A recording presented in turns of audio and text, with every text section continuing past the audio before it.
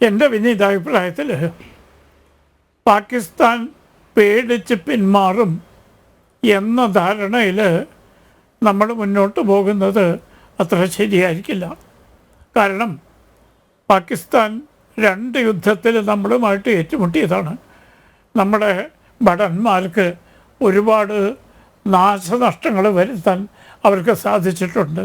ഇന്നിപ്പോൾ ആണവായുധം അവരുടെ കയ്യിലുണ്ട് എന്നുള്ളത് സത്യമാണ്. പക്ഷേ സൈനിക നീക്കങ്ങളെക്കാൾ ബുദ്ധിപൂർവമുള്ള മറ്റ് നീക്കങ്ങളൊക്കെ കൊണ്ടായിരിക്കും ഒരു പക്ഷേ വിജയപ്രദമാകുക. ഇതിനിടയ്ക്ക് ഞാൻ ഒരിക്കൽ കൂടി ആവർത്തിക്കുന്നു, പാകിസ്ഥാൻ എന്ത് ചെയ്യും എന്ന് നമുക്ക് പ്രവചിക്കാം. ഏത് രീതിയിലാണ് അവർ ഇവിടെ അകത്തുള്ള അഞ്ചാമ്പത്തികൾ എങ്ങനെ പെരുമാറും എന്ന് നമുക്ക് പ്രവചിക്കാൻ പറ്റില്ല. കാരണം ജോസഫ് മാഷ കൈ വെട്ടിയ പോലെ ഇതൊരു സന്ദേശമാണ്.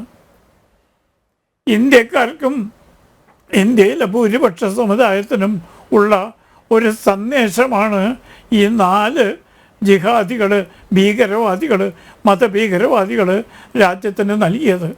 അതിൻ്റെ പ്രാധാന്യം നമ്മൾ വില കുറച്ച് കാണിക്കരുത്. പ്രത്യേകിച്ചും ഇവിടെ ഉള്ള ജയചന്ദ്രന്മാർ മുഹമ്മദ് ഗോറിയേക്കാൾ അപകടകാരികളാണ്. അവരെയാണ് നമ്മൾ സൂക്ഷിക്കേണ്ടത്. അത് മുൻകാലത്തെ അനുഭവങ്ങൾ നമ്മുടെ മുമ്പിലുണ്ട്.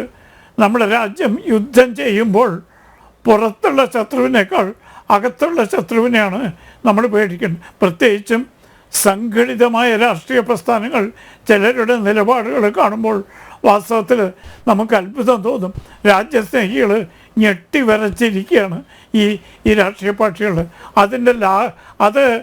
ഇതിൻ്റെ ഗൗരവം കുറച്ച് കാണരുത്, അതിൽ ആകോബുദ്ധിയോടുകൂടി വീക്ഷിക്കരുത്. പിന്നെ പാകിസ്ഥാൻ്റെ ബലഹീനത മുതലെടുത്തുകൊണ്ട് നമുക്ക് നമ്മുടെ കാര്യങ്ങൾ നടത്താം എന്ന് വിചാരിക്കുന്നത് എൻ്റെ വിനീത അഭിപ്രായത്തിൽ മൗഢ്യമാണ്. കാരണം ഇത് പാകിസ്ഥാൻ സർക്കാർ അറിയാതെ ഉണ്ടായ സംഭവമല്ല. അത് പാകിസ്ഥാനിലെ മന്ത്രിമാരുടെ പ്രതികരണം നിന്ന് വ്യക്തമാകുന്നുണ്ട്, അവിടുത്തെ പട്ടാളക്കാരുടെ പ്രതികരണം നിന്ന് വ്യക്തമാകുന്നുണ്ട്.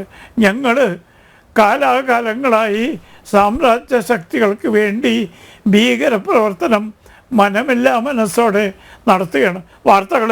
മാധ്യമ വാർത്തകൾ മുഴുവൻ വിശ്വസിക്കാൻ വയ്യ. അനിൽ നമ്പ്യാർ എന്നോട് ക്ഷമിക്കണം. അത് വാർത്തകൾ ശരിയാണെങ്കിൽ പാകിസ്ഥാനിലെ ഒരു വലിയ ജനവിഭാഗം മടുപ്പോടുകൂടിയാണ് ഭീകര പ്രസ്ഥാനങ്ങളെ കാണുന്നതെന്ന് നമുക്ക് മനസ്സിലാക്കേണ്ടത്. എന്നാൽ ഇവിടെ മതഭീകരതയാണ് എന്ന് പറയാൻ പോലും മടിക്കുന്ന ഒരു വിഭാഗം ആളുകളുണ്ട്. അവരാണ് ജോസഫ് മാഷ ഭാര്യയെ കൊണ്ട് ആത്മഹത്യ ചെയ്യിച്ചത്. ജോസഫ് മാഷക്ക് കിട്ടിയ സന്ദേശം എന്താണെന്ന് മനസ്സിലാക്കാനുള്ള വകതിരിവല്ല, അതിനുള്ള തയ്യാറെടുപ്പ് പോലും അവരാരും കാണിച്ചില്ല. ഈ സമീപനം നമ്മുടെ രാജ്യത്ത് അപകടമാണ്. കാരണം ഇന്ന് രാജ്യം ഒറ്റക്കെട്ടായി നിൽക്കേണ്ട സമയമാണ്. രാഷ്ട്രീയ മത ജാതി ചിന്തകളെല്ലാം വിട്ട് രാജ്യത്തിൻ്റെ അതിരുകൾ സൂക്ഷിക്കുകയും നമ്മുടെ മണ്ണായ കാശ്മീരിനെ സംരക്ഷിക്കും. ഈ സമയം വളരെ സൂചനാർഹമാണ്. കാശ്മീരിൽ കഴിഞ്ഞ കുറച്ചു കാലമായി വിനോദസഞ്ചാര മേഖല തകർന്നടിക്കിയിരിക്കുകയായിരുന്നു. ഇന്ന് അത് ഉത്തേജനത്തിൻ്റെ വക്കത്താണ്. വീണ്ടും ഒരു ഉയർത്തെഴുന്നേൽപ്പ് വിനോദസഞ്ചാര മേഖല തുടങ്ങിയ അവസരത്തിലാണ് ഇത് ഉണ്ടായത്. അതുണ്ടായതും പഹൽഗാം പോലെ വളരെ പ്രശസ്തമായ ഇതിൻ്റെ ഗൗരവം നമ്മൾ കുറച്ച് കാണിക്കരുത്.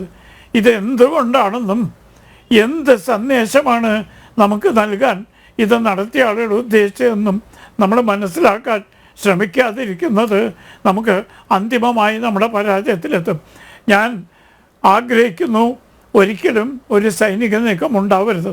കാരണം നമുക്ക് നഷ്ടപ്പെടാനുള്ളത് നമ്മുടെ ധീരജവാന്മാരുടെ വിലപ്പെട്ട ജീവനാണ്. ഒരുപാട് കുടുംബങ്ങൾ അനാഥവും. ഈ രാജ്യത്തെ ഏറ്റവും അധികം സ്നേഹിക്കുകയും അച്ചടക്കത്തോടുകൂടി പെരുമാറുകയും ചെയ്യുന്ന ഒരു വലിയ വിഭാഗമാണ് പട്ടാളക്കാരും വിരമിച്ച പട്ടാള ഉദ്യോഗസ്ഥന്മാരും. അവരാണ് രാജ്യത്തിന് എന്ത് അപകടമുണ്ടെങ്കിലും മുന്നോട്ട് വന്ന് മറ്റ് ജനങ്ങൾക്ക് ഉത്ബോധനം കൊടുക്കുന്നത്. ആ ഒരു കാര്യം നമ്മൾ വിസ്മരിക്കരുത്. ആ ആ വിഭാഗം ആളുകൾക്ക് അപകടമോ ദുഃഖമോ മനസ്താപമോ ഉണ്ടാക്കുന്ന ഒരു പ്രവൃത്തിയും നമ്മുടെ ഭരണാധികാരികളുടെ ഭാഗത്തുനിന്ന് ഉണ്ടാവില്ല എന്ന് വേണം വിചാരിക്കാൻ. നിവൃത്തിയില്ലാത്ത ഘട്ടങ്ങളിൽ സൈനിക നീക്കം നടത്തിയേ മതിയാവൂ. കാരണം നമുക്ക് ഏറ്റവും വലുത് നമ്മുടെ രാജ്യത്തിൻ്റെ സുരക്ഷയാണ്. പ്രത്യേകിച്ചും ഇവിടെ ജനിച്ചു വളർന്ന ഈ രാജ്യം നമ്മുടേതാണ് എന്ന് വിചാരിക്കുന്ന ഒരു ജനങ്ങളെ, ഒരു വിഭാഗത്തെ അരക്ഷിത ബോധത്തോടുകൂടി ജീവിക്കാനുള്ള പരിശ്രമമായിട്ടാണ് ഞാൻ ഈ പ്രവൃത്തികൾ കാണുന്നത്. അതിൻ്റെ പൊള്ളത്തരങ്ങൾ വെളിച്ചത്ത് കൊണ്ടുവന്ന് ശക്തമായ രീതിയിൽ പ്രധാനമന്ത്രി ഉപയോഗിച്ച ഭാഷ പ്രവൃത്തിയിലും കാണും എന്ന പ്രതീക്ഷയിലാണ് ഇന്ന് ഭാരതത്തിലെ ജനങ്ങൾ കഴിയുന്നുണ്ട്. അതുകൊണ്ട് എടുത്ത് ചാടുന്ന രീതിയിലുള്ള ഒരു നീക്കം വളരെ പക്വതയോടുകൂടി രാജ്യം കൊണ്ട് നടക്കുന്ന ഈ സർക്കാരിൽ നിന്നുണ്ടാകും എന്ന് ഞാൻ പ്രതീക്ഷിക്കുന്നില്ല.